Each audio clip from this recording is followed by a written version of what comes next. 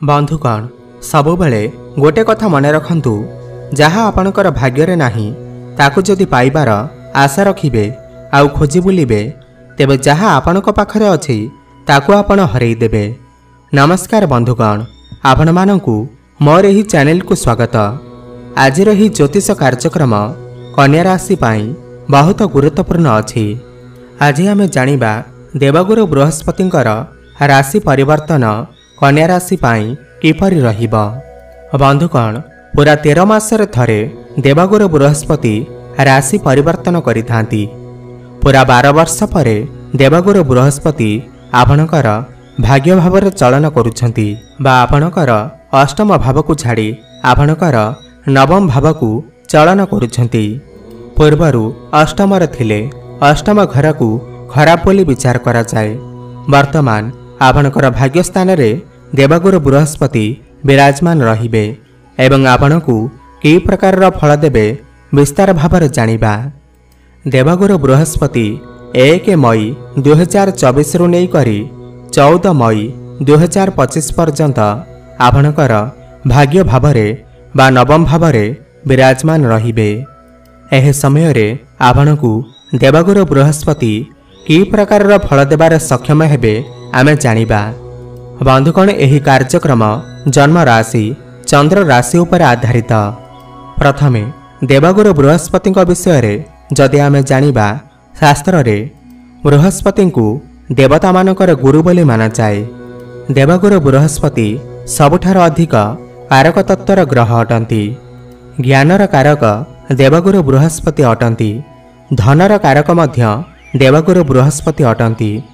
भाग्यर कारक मध्य देवगुरु बृहस्पति एवं संतानर कारक मध्य देवगुरु बृहस्पति अटंती एवं उच्च शिक्षार कारक ग्रह मध्य देवगुरु बृहस्पति अटंती। आम भितरे ईश्वरंक प्रति केते भल पाइबा अछि, केते आध्यात्मिकता अछि, ताहा सबु देवगुरु बृहस्पति ठारु जणा जाई थाए।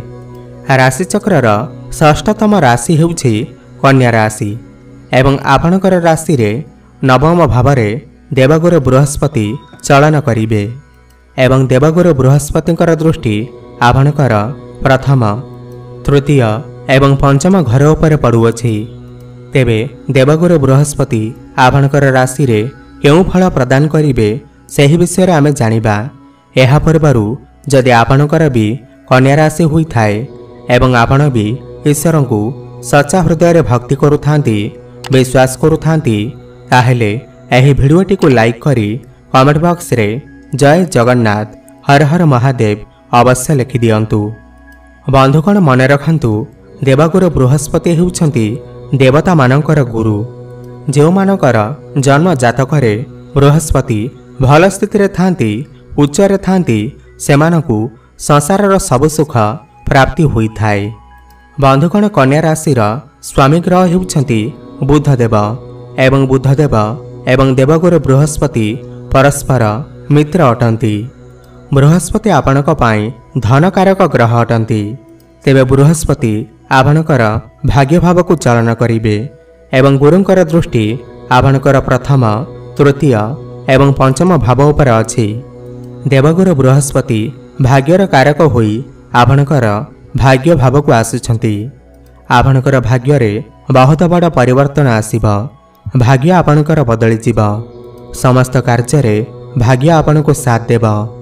चतुर्थ घर स्वामी होई करी आपणकर केंद्र त्रिकोण रे विराजमान अछंती। गुरु एठारे केंद्र त्रिकोण राजयोग बनौछंती। गुरु एठारे आपणकर भाग्य को मजबूत बनैबे। गुरु नवम रे थिबारु आपणकु धार्मिक यात्रार सुख प्राप्ति हेब। पितांक सहित आपणकर संपर्क मजबूत हेब। गुरु मध्य आपणकर सप्तम भावर स्वामी। सप्तम भाव होई थाए आपणकर वैवाहिक जीवनर भाव, आपणकर जीवन साथींकर भाव। तेबे जीवन साथींक सहित आपणकर उत्तम संपर्क स्थापन हेब। परस्पर मध्यरे भल पाइबा बढ़िब। मधुर संपर्क स्थापन हेब। आपणकर जीवन साथींकर क्यारियर रे बहुत बड़ा परिवर्तन आसीब। आपणकर जीवन साथी तांको लाइफ रे बहुत बड़ा अचीवमेंट हासिल करि पारंती। सप्तम भावर अधिपति जेतेबेले भाग्य भाव बसी था सेतेबेले आपणकर जीवन साथींकर क्यारियर बा पर्सनाल लाइफ रे बहुत बड़ परिवर्तन आसी थाए। तांकर काम कार्य पदोन्नति आसी थाए। गुरु अष्टम रहिबा द्वारा खाद्य हजम रे समस्या, डायबिटीज भली समस्या, गैस्ट्रिक भली समस्या देखा देई थाए। पूर्वरु देवगुरु बृहस्पतिंकर दृष्टि आपणकर द्वादश घर को थिला। तेबे पूर्वरु आपण निज पई हेउ किमा परिवारर सदस्य मानक पई हेउ आपण हॉस्पिटल चक्कर काटुथिले। बंधुगण शास्त्र रे गुरुंकर दृष्टि को बहुत शुभ बोली माना जाए, अमृत समान माना जाए। वर्तमान देवगुरु बृहस्पति आपणकर अष्टम भावर बाहरी नवम भावरे चलन करुछंती एवं आपणकर प्रथम भाव को देखुछंती। पूर्वरु जहाँ भी किछि स्वास्थ्य जनित समस्या थिला ताहा दूर होई जिवो। आपण वर्तमान निजर स्वास्थ्य को नहीं बहुत जत्नवान रहिबे, किंतु आपण टिके आपणकर खाद्यपेय रे नियंत्रण रक्षा करंतु। गुरुंकर दृष्टि प्रथम भाव उपर पड़ुअछि, जहाँ आपणकर मैच्योरिटी लेवल को बढ़ाइबो। आपणकर इम्यूनिटी सिस्टम मजबूत हेबो। आपण वर्तमान एनर्जेटिक फील करिवे।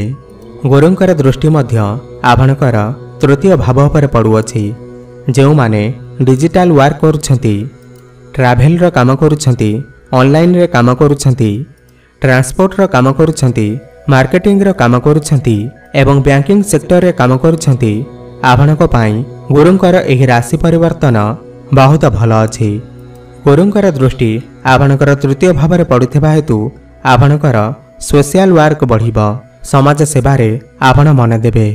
आपण कोनोसी छोट मोट जगह को यात्रा करि पारंती। छोट भाई भौणी मानक सहित आपणकर संपर्क मधुर हेबो।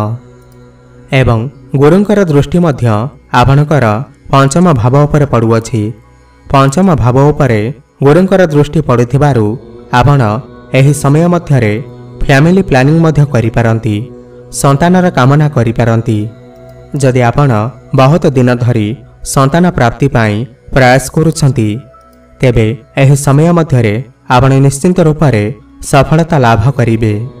विद्यार्थी मानक पई मध्य बहुत भल समय अछि, काहेकिना पंचम भाव शिक्षा क्षेत्र मध्य होई थाए। देवगुरु बृहस्पतिंकर दृष्टि आपणकर पंचम भाव उपर पड़ुअछि। तो विद्यार्थी मानक पई समय बहुत भल अछि। आपण कोनोसी उच्च शिक्षा करि पारंती। आपणकर ज्ञान बढ़िबो। आपण जहाँ भी पाठ पढ़िबे आपण ताको भल भाबरे मन रखिबे एवं शिक्षा क्षेत्र रे बहुत बड़ा परिवर्तन आसीबो। मान सम्मान आपनको प्राप्ति हेबो। गुरुंकर पंचम भाव उपर दृष्टि आपणक पई बहुत भल रहिबो। खास करी विद्यार्थी मानक पई बहुत भल रहिबो। जेहेतु सप्तम भावर अधिपति होई करी आपणकर प्रथम भाव को देखुछंती, आपणकर भितर टिके एटीट्यूड अहंकार देखा देई पारे। आपण एही समय मध्यरे तरबरा होई कोनोसी काम कार्य करंतु नाही एवं काहा उपरे भी बहुत जल्दी विश्वास करंतु नाही। जदि आपण पार्टनरशिप रे कोनोसी काम करछंती, तेबे भल भाबरे बुझी विचारी समस्त कार्य को करंतु। देवगुरु बृहस्पति शुक्रंक घर को आसुछंती, शत्रुंक घर को आसुछंती। आपणकर काम कार्य रे टिके विलंबरे होई पारे, किंतु जेते विलंबरे हेले मध्य परिशेष रे समस्त काम कार्य रे आपनको सफलता प्राप्ति हेबो। आपनको भाग्यर साथ मिलिबो। जेहेतु आपणकर प्रथम भाव रे बृहस्पतिंकर दृष्टि रहुअछि, आपणकर शारीरिक गठन रे सुंदरता प्रकाश पाइबो। आपणकर मुखरे तेज बा सुंदरता आपण अनुभव करिवे एवं शारीरिक सुस्थता मध्य आपण लाभ करिवे। हेले किछिटा स्वास्थ्य जनित समस्या मध्य भोग करि पारंती। गैस हेउ, बदहजमी एही भली समस्या किछि देखा देई पारे। एही भली छोट मोट पेट जनित समस्या देखा देई पारे।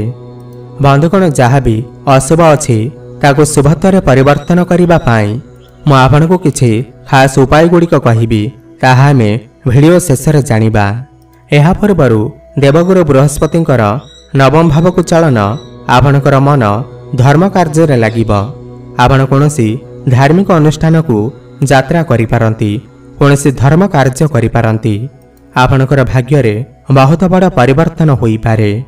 जदि आपण माने आगरो ईश्वर को भक्ति करू नथिले, वर्तमान ईश्वर को भक्ति करने सहित धार्मिक कार्य मनोनिवेश करेंगे।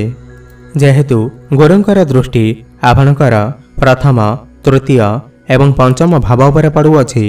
पंचम भाव आपणकर शिक्षा संतान एवं प्रेमर भाव होता है।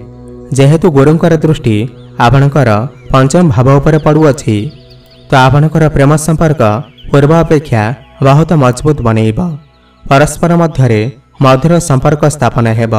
आपणकर प्रेम विवाहर रूप नहीं पारे एवं जो मानक पाखरे केही नाहंती सेमानकु नूतन प्रेमिक किंबा प्रेमिका मिली पारंती। एवं तृतीय भाव पराक्रमर भाव होता है।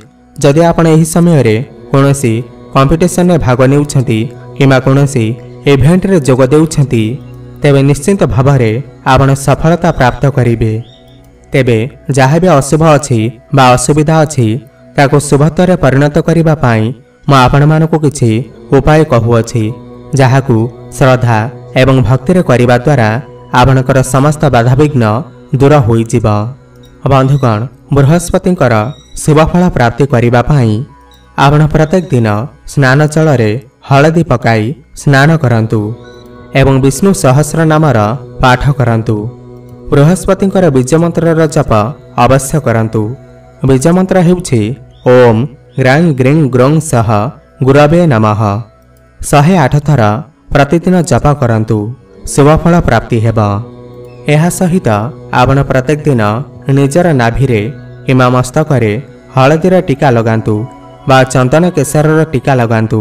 आपणकु बृहस्पतिंकर शुभफल निश्चिंत प्राप्ति हेब। आपणकर जीवन मंगलमय हेउ एहा मोर प्रभु जगन्नाथ के निकटरे एतिकी प्रार्थना। धन्यवाद।